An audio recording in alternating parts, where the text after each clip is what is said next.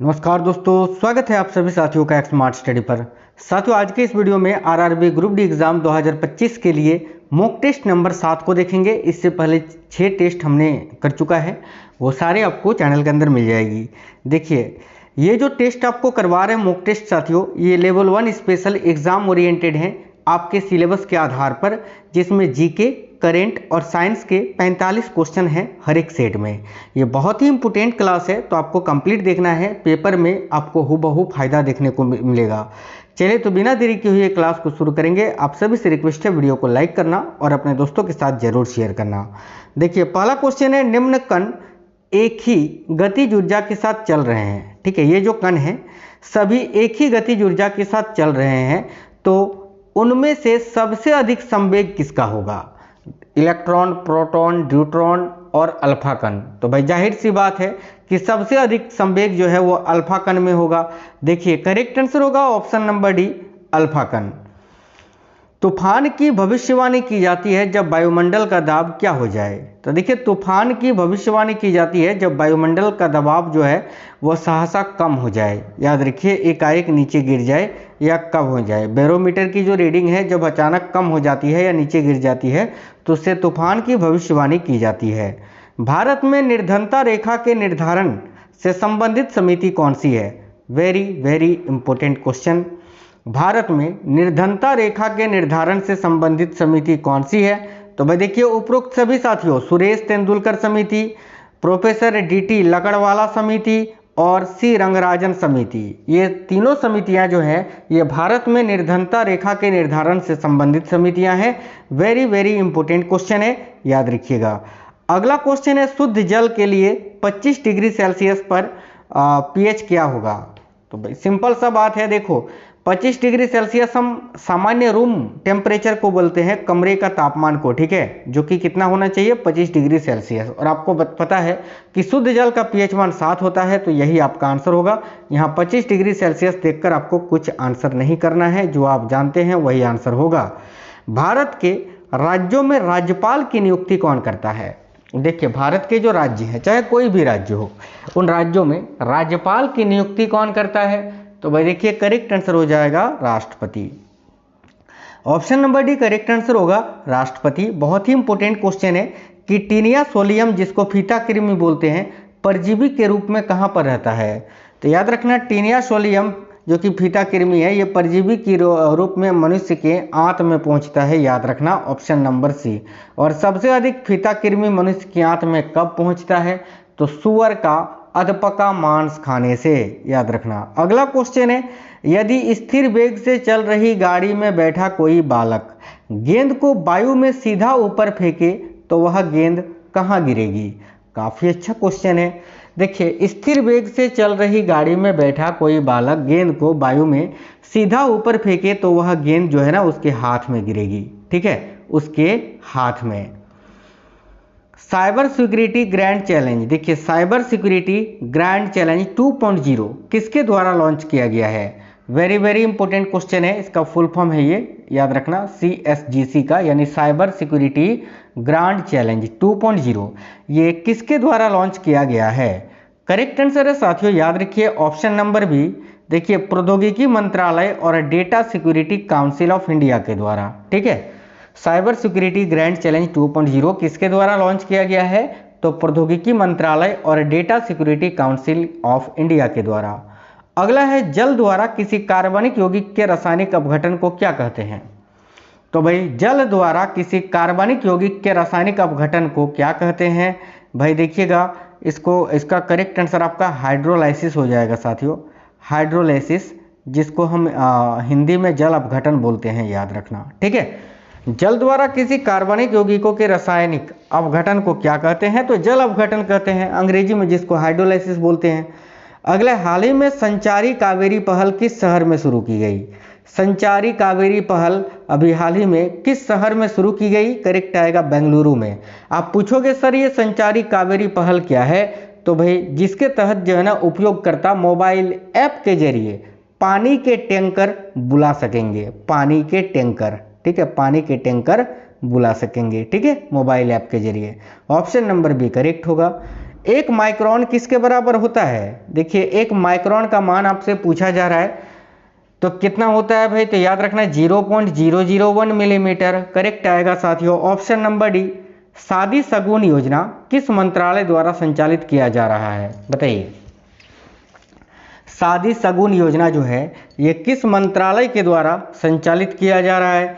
तो भाई राइट होगा अल्पसंख्यक मंत्रालय के द्वारा। देखिए करेक्ट है ऑप्शन नंबर सी।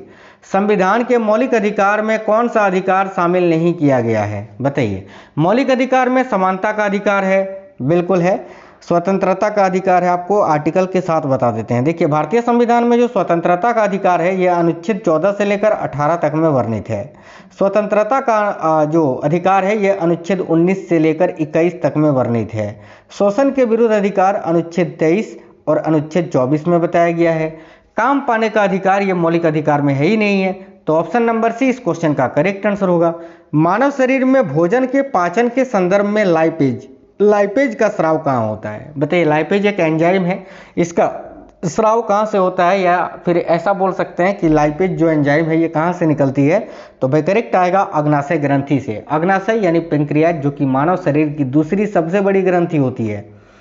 अगला क्वेश्चन है किसी राज्य विधानसभा में अधिकतम कितने सदस्य हो सकते हैं? बताइए किसी भी राज्य की विधानसभा में अधिकतम कितने सदस्य हो सकते हैं? तो साथियों करेक्ट आएगा 500। ठीक है, सबसे अधिक विधानसभा सदस्यों की संख्या यूपी में है 403, याद रखिएगा।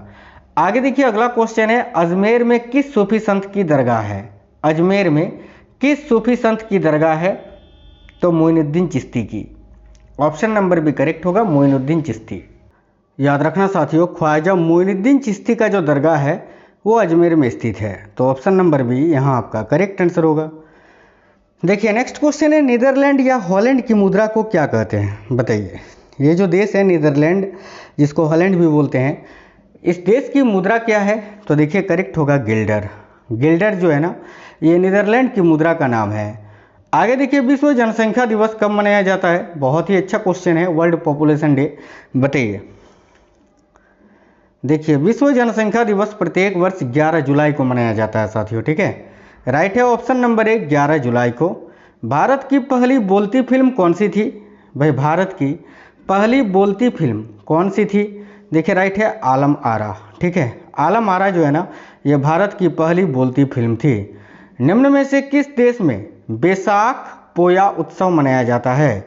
तो बैसाख पोया उत्सव जो है ना ये श्रीलंका में मनाया जाता है साथियों। देखिए बौद्ध कैलेंडर का सबसे पवित्र दिन है ये बैसाख पोया, जो कि साथियों गौतम बुद्ध के जन्म, ज्ञान प्राप्ति और परिनिर्वाण की याद में मनाया जाता है। रोगग्रस्त वृक्कों के रोगियों को दी जाने वाले अपोहन के प्रक्रम में प्रयुक्त परिघटना कौन सी होती है? बताइए। तो देखिए रोगग्रस्त वृक्कों के रोगियों को दिए जाने वाले अपोहन के प्रक्रम में, यानी जिनकी किडनियों में प्रॉब्लम होती है, ठीक है, उन रोगियों को दी जाने वाले अपोहन के प्रक्रम में प्रयुक्त परिघटना होती है विसरण। करेक्ट है ऑप्शन नंबर ए विसरण। दूध निम्नलिखित का उदाहरण है। बताइए दूध जो है ना वो निम्नलिखित में से किसका उदाहरण है?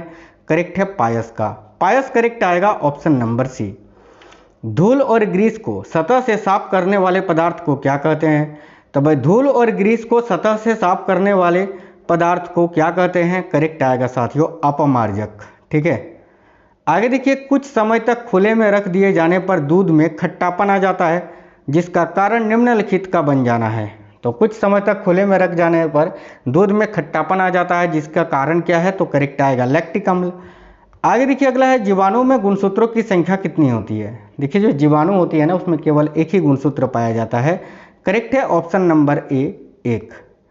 निम्नलिखित की उपस्थिति के कारण पादप कोशिका को प्राणी कोशिका से पहचाना जा सकता है। करेक्ट है साथियों कोशिका भित्ति के कारण। ठीक है, अगला निम्नलिखित में से किस पुरस्कार को भारतीय राष्ट्रपति प्रदान करते हैं? बताइए इनमें से कौन सा पुरस्कार है जो कि भारत के राष्ट्रपति के द्वारा प्रदान किया जाता है? तो भाई भारत रत्न, परमवीर चक्र, शौर्य चक्र, ये सभी पुरस्कार भारत के राष्ट्रपति ही प्रदान करते हैं। Option number D correct answer होगा। शिक्षा का स्तर ऊंचा उठाने तथा इस क्षेत्र में अंतर्राष्ट्रीय सहयोग बढ़ाने के लिए बनाई गई संयुक्त राष्ट्र संघ की एक संस्था का नाम निम्न में से क्या है? तो देखिए, शिक्षा का स्तर ऊंचा बढ़ाने या ऊंचा उठाने तथा इस क्षेत्र में अंतर्राष्ट्रीय सहयोग बढ़ाने के लिए बनाई गई संयुक्त राष्ट्र संघ की एक संस्था का नाम जो है वह साथियों यूनेस्को। ठीक है, UNESCO option number D correct है। मानवीय अधिकारों की सार्वभौमिक घोषणा कब की गई थी? देखिए, मानवीय अधिकारों की सार्वभौमिक घोषणा कब की गई थी? तो करेक्ट है 10 दिसंबर 1948 को। देखिए, इसलिए प्रत्येक वर्ष जो है ना 10 दिसंबर को राष्ट्रीय मानवाधिकार दिवस मनाया जाता है, याद रखिएगा। श्रीलंका में रहने वाले पिग्मी को किस नाम से जाना जाता है? तो भाई श्रीलंका में जो पिग्मी रहते हैं ना साथियों, उनको वेदा के नाम से जाना जाता है, याद रखना, वेदा के नाम से। ठीक है, नेक्स्ट क्वेश्चन है, किसका उपयोग मिट्टी की लवणता एवं क्षारीयता की समस्या का दीर्घकालीन हल है? यानी मिट्टी की लवणता एवं क्षारीयता को कौन समाप्त कर सकता है? तो करेक्ट आएगा, देखिए, gypsum. Option number B. Gypsum का सूत्र याद रखना, कैल्शियम सल्फेट विथ 2H2O होता है, 2H2O। ठीक है, आगे देखिए, एक गेंद को ऊपर की ओर फेंकने पर जी का मान क्या होगा? तो भाई एक गेंद को ऊपर की ओर फेंकने पर जो जी का मान है, गुरुत्वीय त्वरण का मान, वो ऋणात्मक होगा, याद रखना, ना कि धनात्मक। ऋणात्मक करेक्ट आएगा। जनसंख्या वृद्धि पर किस प्रकार का नियंत्रण किया जा सकता है? देखिए, जनसंख्या वृद्धि पर किस प्रकार नियंत्रित किया जा सकता है, या जनसंख्या वृद्धि को किस प्रकार नियंत्रित किया जा सकता है? तो उपरोक्त सभी से, आर्थिक स्थिति में सुधार करके, उच्च शिक्षा से, कानून व्यवस्था से। ठीक है, अगला क्वेश्चन है, निम्न में से कौन बाहरी संवेदी अंग की श्रेणी में नहीं आता? बताइए, इनमें से कौन सा बाहरी आपके शरीर में बाह्य संवेदी अंग नहीं है? तो नेत्र भी आप देख सकते हैं बाहर है, कान भी है, और त्वचा भी है। स्नायु जो है ना, लिगामेंट, ये साथियों बाह्य संवेदी अंग नहीं है, याद रखना, ये आंतरिक अंग है। तो ऑप्शन नंबर डी आपका करेक्ट आएगा। दाब बढ़ाने पर जल का क्वथनांक क्या होगा? सिंपल सा क्वेश्चन है यार, बढ़ेगा। इसका जीता जागता उदाहरण आप डेली घर में उपयोग करते हैं ना, कुकर में क्या होता है, दाब बढ़ता है, जिसके कारण जल का क्वथनांक भी बढ़ जाता है, जिसके कारण भोजन जल्दी पक जाता है। केंद्रीय गंगा प्राधिकरण की स्थापना किस वर्ष की गई थी? देखिए, केंद्रीय गंगा प्राधिकरण की स्थापना, वेरी वेरी इंपॉर्टेंट क्वेश्चन है, 1985 में की गई थी, याद रखना, 1985 में। अगला, भारत का सबसे अधिक सिंचित क्षेत्र किस प्रदेश में है? तो भाई भारत का सबसे अधिक सिंचित क्षेत्र ये किस प्रदेश में है? करेक्ट है साथियों, उत्तर प्रदेश में।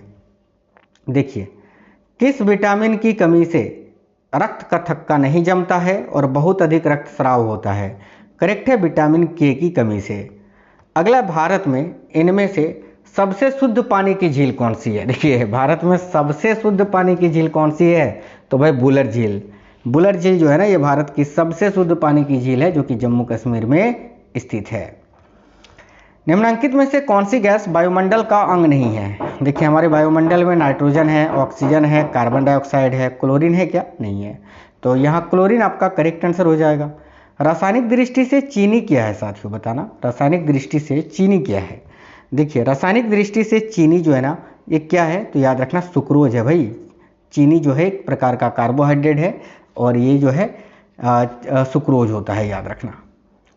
देखिए, गरिया और बोर्सो बोरोन उत्सव 2025 का उद्घाटन किसने किया? तो गरिया और बोर्सो बोरोन उत्सव जो है ना, याद रखना है, ये त्रिपुरा में मनाया जाता है। कहाँ पर?